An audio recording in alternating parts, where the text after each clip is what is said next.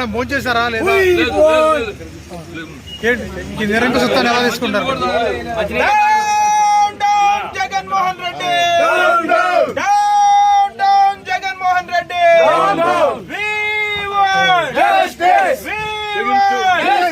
పోలీసుల దౌర్జన్యం. మేడం రాజశేఖర రెడ్డి గారి ఆత్మ ఏముంటుంది? రాజశేఖర రెడ్డి గారి ఆత్మ ఎలా తీసుకుంటుంది చెప్పండి. నిజంగా ఇది బాధ చెప్పండి మేడం. మీరు ఎలా ఫీల్ అవుతున్నారు?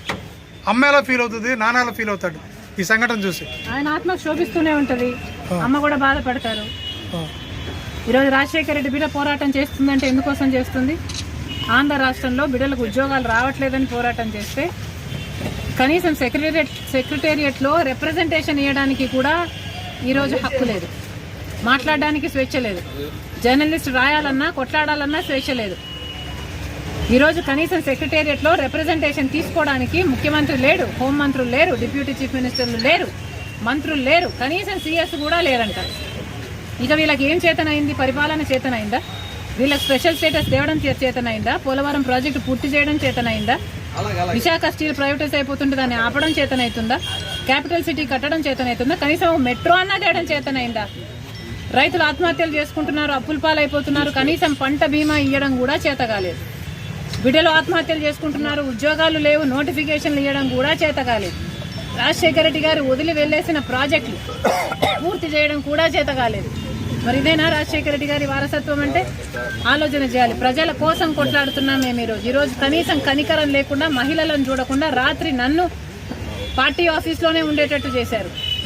పాపం కదా? ఒక ఆడపిల్లని ఇలా చేయడం పాపం కదా? పాపమే. ఆంధ్ర రాష్ట్ర ప్రజలకు, ఆంధ్ర రాష్ట్ర యువతకు చేస్తున్నది వీళ్ళు పాపమే. ముఖ్యంగా ప్రతిపక్షాలు, జర్నలిస్టులు ఇంతగా కొట్లాడుతున్నా కూడా కొట్లాడు కనీసం వీళ్ళ చిత్తశుద్ధిని కూడా ఈరోజు గౌరవించకుండా ఈరోజు ఇట్లా గాయపరిచి. మేడం మీ ఆర్కే గారు మళ్ళీ జాయిన్ అయ్యారు మంగళగిరిలో. ఈ రోజు let's keep it about students. ఈ రోజు యువత గురించి మాట్లాడదాం. రేపు రండి, రేపు అడగండి, రేపు చెప్తాం. కానీ ఈ రోజు 2,30,000 ఉద్యోగాలు ఇస్తామని చెప్పి ఇయ్యలేదు, జాబ్ క్యాలెండర్ ఇస్తామని చెప్పి ఇయ్యలేదు, 23,000 మెగా డిఎస్సీ అని చెప్పి ఈరోజు దగా డిఎస్సీ 6,000 ఇచ్చారు. అది కూడా 26 రోజులు టైం ఉండగా ఇచ్చారు. పిల్లలు ఎలా ప్రిపేర్ అవ్వాలి? అసలు ఈ ప్రభుత్వానికి మనసే లేదు.